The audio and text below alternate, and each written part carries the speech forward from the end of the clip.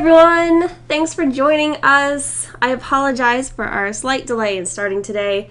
We've had some fun issues with Twitch. so we're here, and this is episode 3 of Community Game Development, our favorite show where we teach you how to code video games, and you can code along with us.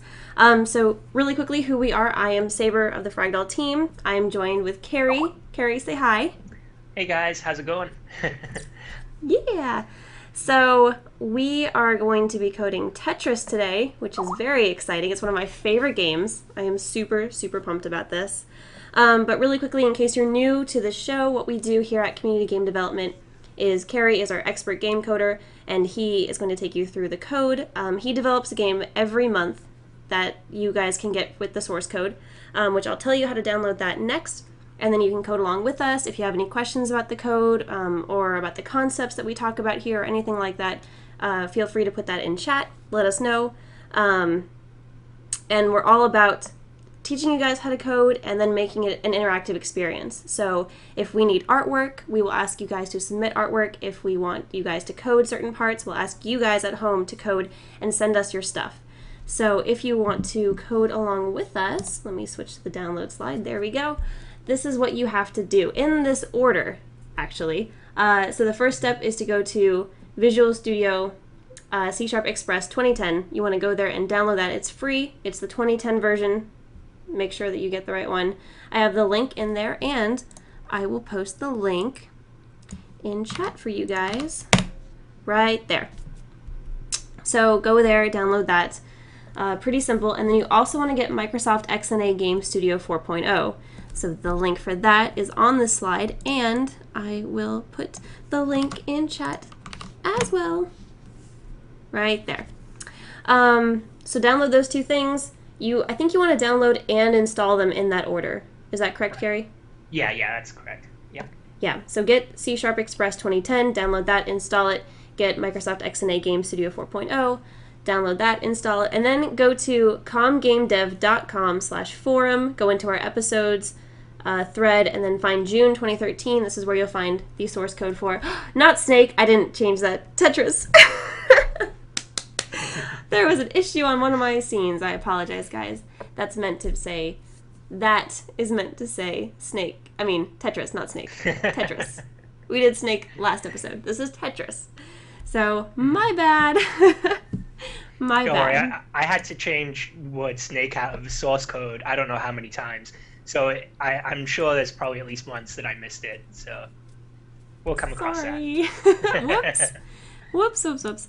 But go there, and you will find the source code for Tetris. So if you guys also want to talk to us during the show, we have chat here on Twitch. You can tweet at us, which is at comgamedev. Let me put that in chat really quickly too. At comgamedev. That's where you can tweet at us, and I will have Twitter open so I can interact with you guys.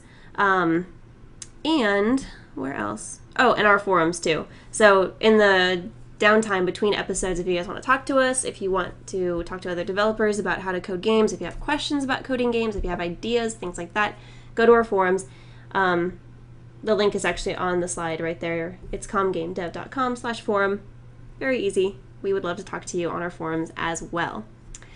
I think that's all of the maintenance type stuff, like the everyday admin stuff. We also wanted to talk a little bit about E3. Carrie and I went to E3. Was it last week already? No, 2 weeks ago. What? Yeah, wow. Yeah, 2 weeks ago now. 2 weeks ago now. Yeah, a long time ago. Yeah.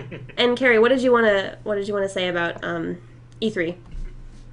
Well, got to see some pretty cool stuff. Got to see not only just professional stuff, but there was a lot of indie stuff there. One of the bigger things that I saw there was the Ouya. I don't know if you guys have seen that. I don't know. It's interesting to me. I didn't actually expect it to get this far when all my friends were like, "Yeah, I'm gonna back this. Sorry, I'm gonna cough. Sorry." It's all good. Yeah. So when my friends were like, "Yeah, I'm gonna back this," I didn't expect it to get that far. So it was a surprise to even see it out there. But it seems like it'd be a really good console for home gamers. people to start coding on. Basically, our target audience. Yeah, anyone that would be interested in starting to code for a console, go ahead and check that out. It could be something really awesome. And it's spelled, is it Ouya? Yep, Ouya. Yeah, so if you guys want to look that up, I know a friend of mine is also interested in that. I think he donated money to the company, so he's like a founder or something with that status. Yeah, and I'm sorry, I'm seeing people in chat saying that they're having issues with chat on Twitch. I know it's rough. I know I had the same issues yesterday when I was streaming on my personal channel. It seems like they're having a really hard time. So maybe log out and log back into Twitch and see if that helps with the chat. Close your browser, open it again, see if that helps. Refresh, whatever you guys have to do. But I see chat and I see people interacting with each other, so there is a way to get it fixed. I think you just have to kind of mess around with it a little bit. So, yes, there's that. I also wanted to mention about E3, I got to meet Amy Allison, who is an executive member of the Women in Games International Association, and she is doing a lot of work with something called Indiecade, which is, I believe, short for Independent Games Arcade, Indiecade. I think that's how the name came about. But it looks like it's a big independent game festival that happens, I think, at the end of the year in the fall. I think it's only on the West Coast, but she said in the interview that she's planning to get something started for the East Coast. So that's something to look into as well. I'll put that in chat. Indiecade was her thing. But when I went to their booth at E3, it was really cool. They had tons of people there trying out all these new games that these independent developers were working on and had prototypes for, and some were just full-out games. And the cool thing was they had Oculus Rift games there, and one of the Oculus Rift games actually won a Best of E3 nomination or award. I know I saw the nomination, but I think she also said that it actually won the award too. So that's really cool, and I like that E3 is actually pinpointing independent game developers and saying, that's awesome. Yeah. So, I didn't actually get to spend a lot of time at their booth, but one thing I did check out there were a bunch of guys that were showing off a game. They just got done, it was a student project, and they just got done and graduated from my old school, so I was pretty proud of them. That's awesome. Yeah, and just really quickly, let's say, okay, sorry guys, I'm seeing in chat you guys since you guys can't see what I'm typing in chat, I'll spell it out. Her name is Amy Allison. And the group that she was working with at E3 was Indiecade, which is INDIECADE. So like the first part of indie, like indie, and then the second part of arcade. So Indiecade. That's how the name fits. So look that up, and it's pretty cool. And then really quickly, Carrie, what are you excited about from E3? What kind of... Oh, well, I got to play a lot of Killer Instinct. Very interested in that. I was actually really interested in the way, I know Microsoft have backed out of their the plan they were going to go with, but I was really excited to hear more about it. I know we're not really there, and people push back because we're not really at the point where we can go in the direction that they wanted us to go. But I was really looking forward to it, and I think it's the future, and we will see it. It'll be a little bit better implemented, a little bit better marketed. The consumers will be able to see why it's a benefit to them. But I was really looking forward to that, and I'm really still looking forward to the Xbox One. Awesome. Yeah. Awesome. I'm pretty excited for the new consoles, and I'm super excited not only about the Ubisoft titles that we announced, The Crew and The Division. They both look phenomenal, but something that I didn't see enough of that I really want to know more about is Titanfall. That looks so good. And I love mech games, so I think that's why I'm just like, I want to fill that gap in my in my gaming is a mech game. So I think that's maybe going to be really good. But anyway, let's talk more about what we're doing here for community game development. Actually, Carrie, would you be able to show one of the previous submissions that we got? Yeah.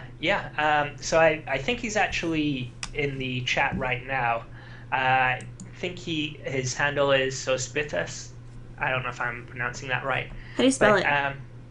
Do you know? SOSPITAS, I believe. Yeah, he's actually in chat right now. He or she is in chat. I think it's a he. He posted some pretty cool stuff on a project that he's working on with his college, and that's all on the forum. So yeah, I think it's a he. He's working on some cool stuff for school. But let me run what he sent us. So this was our Pong game, our Pong challenge. Remember we said make it 4-player. He went ahead and he did that. And so they have like front and back. Yeah. Oh, I like that. Yeah. If you remember, we made it go faster as as you hit it more and more. Eventually, it starts getting really fast. So, I'm totally gonna miss this one. Oh no, maybe not. No, you got it. It's hard. You're playing 4-person. Yeah. Pong by yourself. So yeah, thought this was pretty cool. That's awesome. That's very cool. And I'm actually gonna contact. I really don't want to mispronounce it. Sospitas? SOS Pitas? That's what I want to say. But I will be contacting him and giving him a prize. We have a bunch of really cool prizes that we can start giving away now, which is exciting. If you guys are fans of The Last of Us, I have some posters here that you can get that look really cool. But you can only get these if you submit content to us. So either one of our game challenges, like what Sospitas did, or SOS Pitas. So you can submit our game challenges, or today during this episode, if you submit art, if you submit code, you'll be put in for a chance to win a prize. I also have a Shoot Mania shirt. I have some Shoot Mania stuff. I have beta codes for the Mighty Quest for Epic Loot. I have a Last of Us t-shirt. I've got some really cool stuff. So if you want to win it, you have to submit something to us. Thanks. Oh, let me repost the links for here. That's C# Express, and this one is the other one, XNA. Yeah. So that's that. What else should we talk about before? I think we're just going to go straight into the code. Yeah. If you want to pull up Tetris. I'm going to be playing Tetris in the background. So feel free to make fun of me for that. All right. I'll just go ahead and run it so you guys can see what we're looking at before I start explaining the code. So yeah, very simple Tetris game I put together. John gave us some much better art than we normally get going in. Normally when I make the art, it's just all black and white, just rectangles. We've got something that looks a little bit more professional now. I love the way the game looks right now. Like, it looks so awesome. So yeah, he's in the chat right now. C5 Studio, definitely take a bow. Yeah, C5, it looks great. Pretty awesome.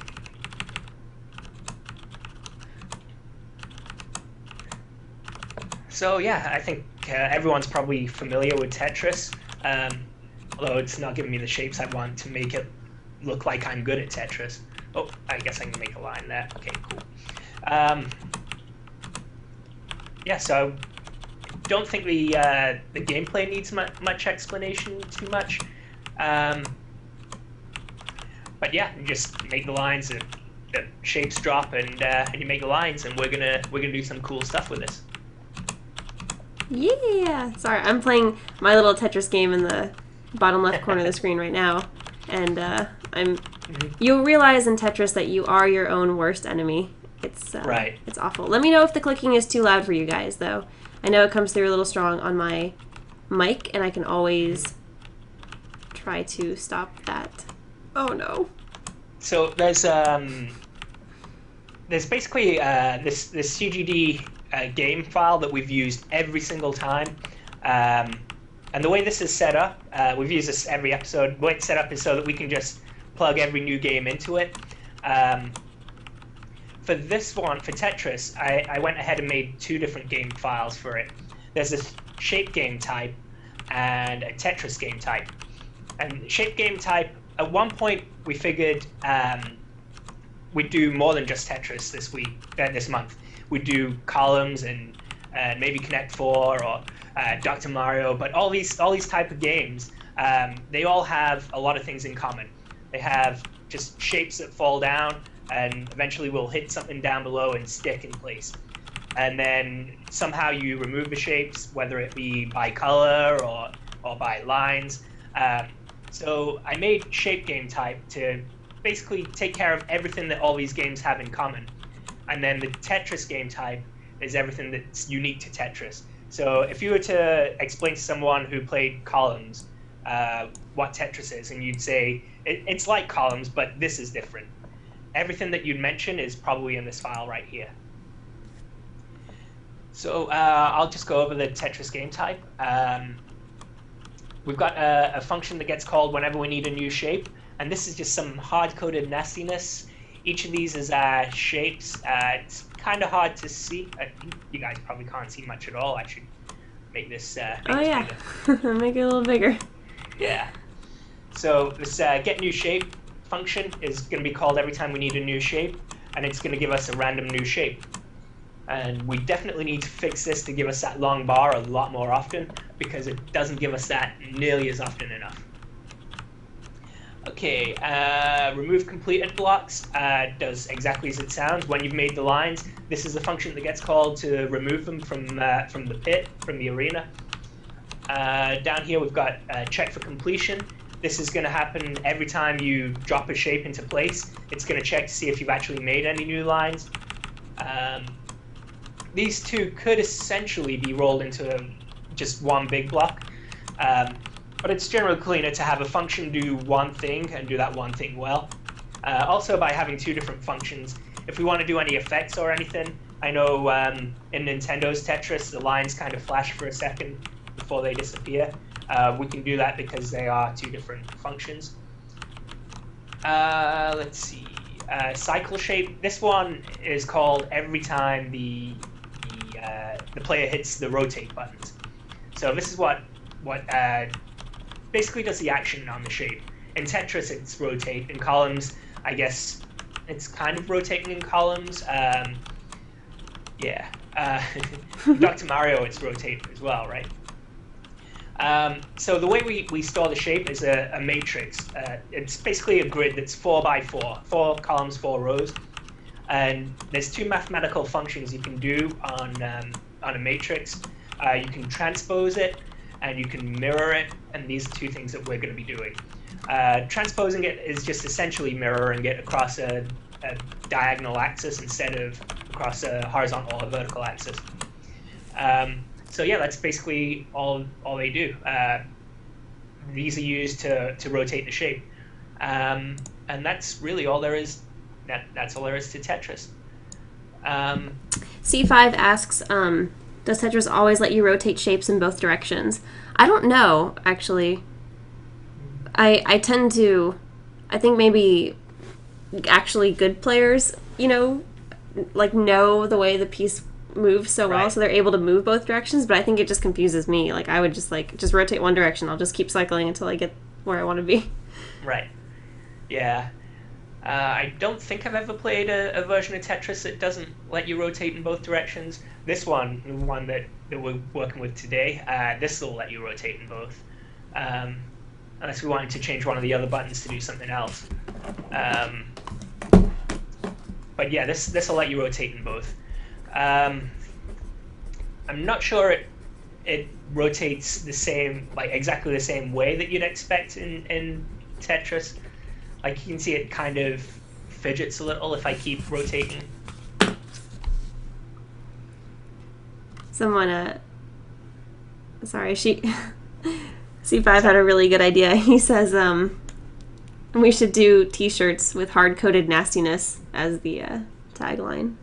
Hard-coded nastiness, yeah. I like that. I think that'd be great. Lots of hard-coded nastiness in this function. Yeah. Yeah.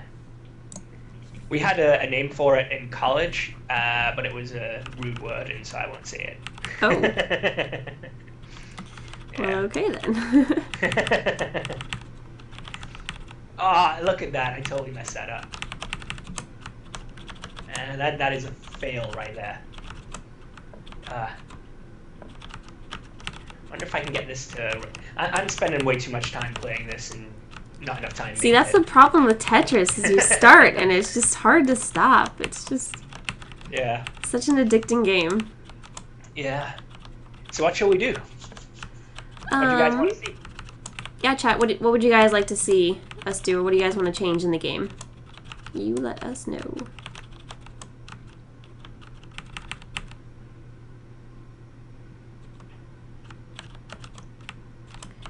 Just waiting to see what they Yeah, say. we're just a little bit behind.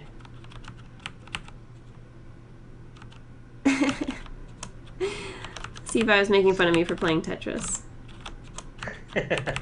It's true. Select a level. Longtran would like for us to have a select a level option.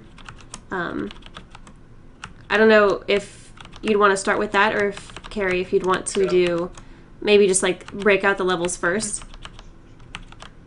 Yeah, so what we can do, yeah, we can make levels, so it's going to get faster every time you level up, basically. Yeah, let's give it a try. So that's actually going to be inside the shape game. I'm going to make that bigger. Inside here, actually, maybe I should go over this a little bit. We've got the usual stuff that I put in, the constants that you can use to change.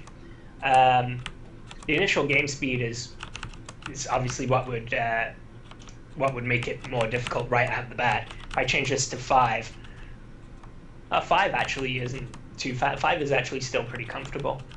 I mean, it's obviously faster, but it's quite a bit. It's still quite comfortable. Let's try changing it to 25. Yeah. Oh, that's scary fast. Yeah. Yeah, I'm not going to make any lines with this. So what we want to do is make this game speed increase over time. So start out at 1, and I guess every 10 lines we'll make it go up, maybe by 2 or 3 every 10 lines, and that should. Well, then I'd have to play it to get to that point, so you can see it get faster and faster. Let's give it a quick try. So in order to do levels based on how many lines you've got, we'd have to figure out. We'd have to keep track of how many lines you've made, and there's currently no way that hasn't been done yet. So let's do that. Int lines created. So we'll make an integer to keep track of how many lines we've created. We'll initialize this down in a reset game function, which is right down the bottom here, right here. So inside here, we want to set our lines created equal to 0. All right, now we need a way to determine how many lines we've actually created. So we have this return, this remove completed blocks function. We probably want to just return a value. Instead of returning void here, we probably want to return how many blocks we've made. So we could actually, how many lines we've made. So we could actually make this int, and it's not going to match up over here now. We're going to have to change this to... I'm going to have to change this to an int as well. Okay. And inside our Tetris game, Tetris knows how many blocks we've... well, how many lines we've made. So it needs a return value. Let's see.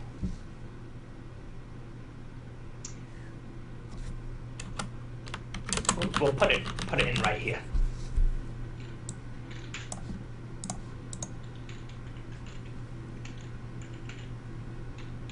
Okay, and then we're going to need to return it down here. And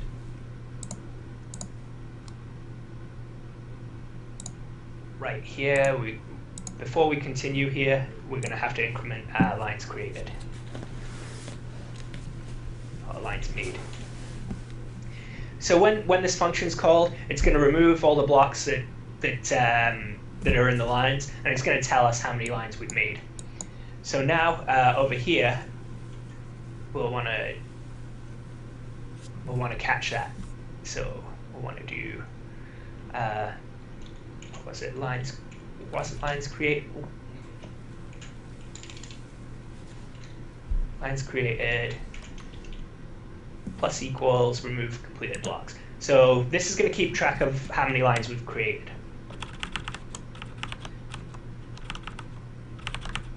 So now to actually make it get faster per level, we don't actually need to keep track of what level we're on, but what we can do is catch the old number of lines we had.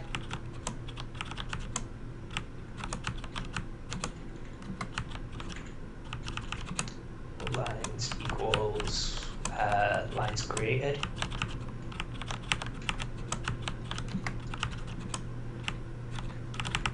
And then if old lines divided by 10, do we want it to be every 10 lines it goes up? I think that's a good number, but what does chat think?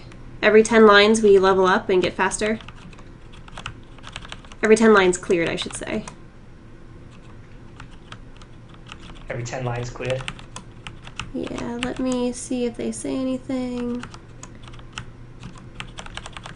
What we could do is 10 lines sounds perfect, that's it. Every time you clear one line, just for testing, to make sure it works first, and then we can go back to 10 lines. Okay. Game speed plus equals 2OF. Let's give that a try. So yeah, now every time I make a line, in fact we don't even need to divide by 1. This time if old lines doesn't equal lines created, then we're going to increase the speed by 2. So now every time I make a line, it'll get a little bit faster. And then we'll go back and actually make it so that it goes faster every 10 lines.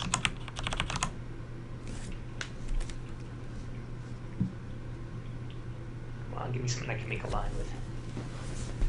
Okay, it is, yeah, it definitely feels a lot faster. You guys see it? Let me make some more lines. Yeah, make some more lines, let me see.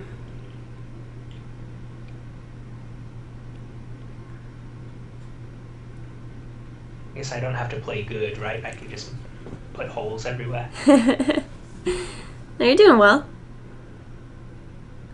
Stop giving me this guy. Ah. Alright, if I throw that down there, I'll make a line. I see it getting faster. Yeah.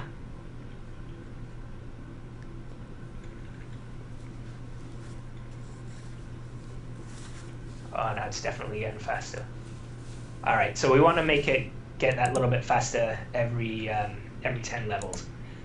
So now, old lines over 10 is not equal lines created over 10. Then we're going to increment the speed then.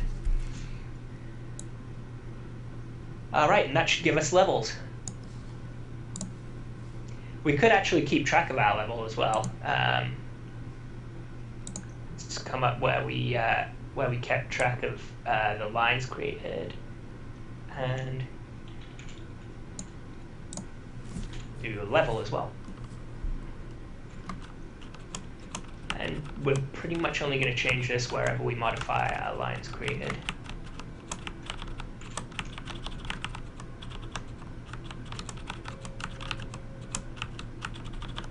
And inside our setup, level equals.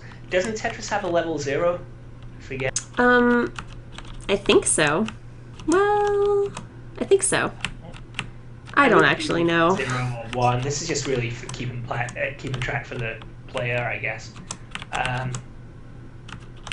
There is a level 0. So okay, let's start it with level 0.